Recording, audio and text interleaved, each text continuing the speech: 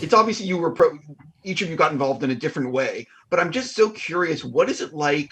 Because this is not material that comes around that often with the way it takes different tone and the way it's just a different kind of script. So for both of you, what was it like reading something like this for the first time? And did you have did someone warn you, by the way, after page 30, it's taking a complete left turn? I guess I got to give shout out to my agent, Houston Costa. He presented the opportunity and I read the script and I even told Mimi when we met, and that's another reason. Mimi and I had a general before I even auditioned, I believe, and we clicked it, we hit it off, and I remember telling you, I feel like this is a movie my dad and I would watch together. Like it was a thing as a kid to go get a blockbuster movie and get Chinese food. And I was like, this feels like one we would watch in the dark as a family. I probably wouldn't watch it alone. It probably would be a group thing. So I immediately connected with it. And then, of course, hearing that Daisy and Sebastian are involved as well, and then fall in love with the director, I was like, I pray I get this.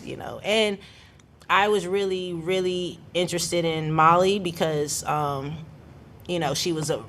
she was similar to me, but different than anything I had played so far. So at that time, so it was a big deal, yeah. And then for me, I think like you said, it's just such a bold and unique script, and I knew that right away. I had trouble reading it. It stuck with me. It really scared the living daylight out of me in a couple different ways. And so I think, when you read something like that does scare you and scares you to take it on, I feel like that's when you're onto something. And it's when you can kind of be alive in the challenge that is presented to you. So there was a lot of reasons why I wanted to kind of try it out and take it on, and I just got really lucky in terms of being able to have incredible producers and writer Lauryn who believed that I could do it, and so, yeah. I normally don't ask this question, but how have both of you been describing this film to friends and family? Because it's like the less you know, the better, but you still have to tell people to watch it. Yes. Yeah, I bribe people, mostly.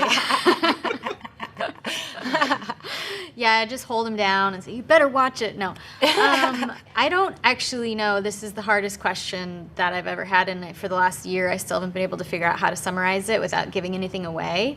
I think it's being said that it's like a modern dating horror film about perils of modern dating, and to be honest, I just think it's a wild ride of a movie, and I think prefacing it with I'm not going to say anything because it's better if you don't know is, I don't know, I feel like that's enough. I'm very vague. I try to keep it very open-ended. I say, it's a thriller, it's a scary movie, with shout out to you and whoever edited the trailer, because I think they did an incredible job. Mark Wolin. Mark Wolin? Yeah. Shout out to Mark. I think he did an incredible job telling what the movie was about, but not telling what the movie is about. Very much so opens up your curiosity and you see things happening but don't have a clue. So that's been tough for me to even talk about. So for him to do a trailer, I was like, okay.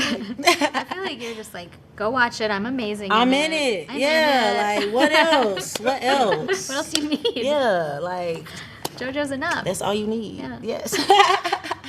I love talking to directors about the editing process because ultimately that's the final rewrite. And the thing about this movie is you're playing with some different tones in the first act, and then it's basically a different movie. Can you sort of talk about the challenges you ran into in the editing room and, putting this thing together? I don't know. We had a lot of fun in the editing room, to be honest. Our editor is editing as we're shooting, so a lot of troubles or challenges we came up against, we were able to solve or find a new way of approaching it while we were shooting. So was very lucky to be able to do that. The editor, Martin Pensa, who did Dallas Buyers Club and Wild, he's just his own maestro artist.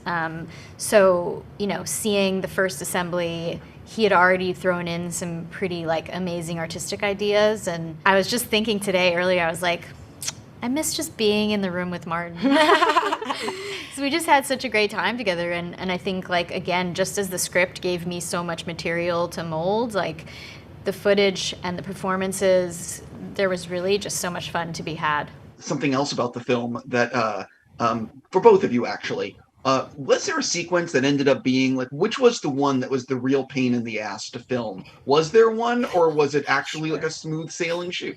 For an entire week, we shot in the woods at night, and I think that was the most taxing for everybody physically. And because a lot of it was action sequences, that makes it even harder. And we were dealing with weather and really low temperatures and just a lot of different, and prosthetics and all sorts of things. So I think those were the most sort of challenging days to sort of keep our heads on straight, because we were filming the end of the movie in the middle of filming. So yeah, I think that was the sort of like the most trying week. Yes. Yeah. Yes. And y'all were considering getting a rain machine. And I was like, God, no, please.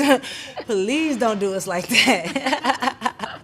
So, no, that didn't happen. But the most trying scene for me, it didn't make it into the film, but I broke the top of my heel bone in a scene with Sebastian, because Sebastian is so brave and so about the performance. Like, I was kind of, pitter-pattering around because the stunt guy was like, yeah, you're getting too close to my face. And I'm like, my guy, I'm not going to hit you. Chill out. And Sebastian would come in and be like, just come at me. Just whatever you feel. Hit me. Just do it. Just whatever. And I'm like, you just gave the wrong person the green light. But, okay, we can do that. And it was a very intense scene. Great scene. I completely forgot that I was chained to the floor. And, yeah, I went too hard. She flew in the air and landed on her heel. Yeah. And it was in an earlier cut of the film. It was in the film, and it was it's painful for me to watch because I know what's actually happening. Yeah. It was the best take, though. It was so funny. What's so funny is after I hit the ground, I looked for the camera. I was like, can they still see me? Okay. She stayed in it. I stayed in it. And then I remember like hearing myself when we cut. I can hear myself going, Jojo, and I like ran in, and I'm like, are you okay? Yes. When everyone ran in, I was like, okay, they could tell that was not okay. Normal. Yeah. So she took one for the team for sure. Yeah. Method acting. Sometimes it goes wrong. Something for the Blu-ray. On that note, I got to stop. I'm just going to say congrats on the movie. You guys did a great job. Hope it's a huge hit for you guys. Thank you so much. Thank you. Cool. Thank you.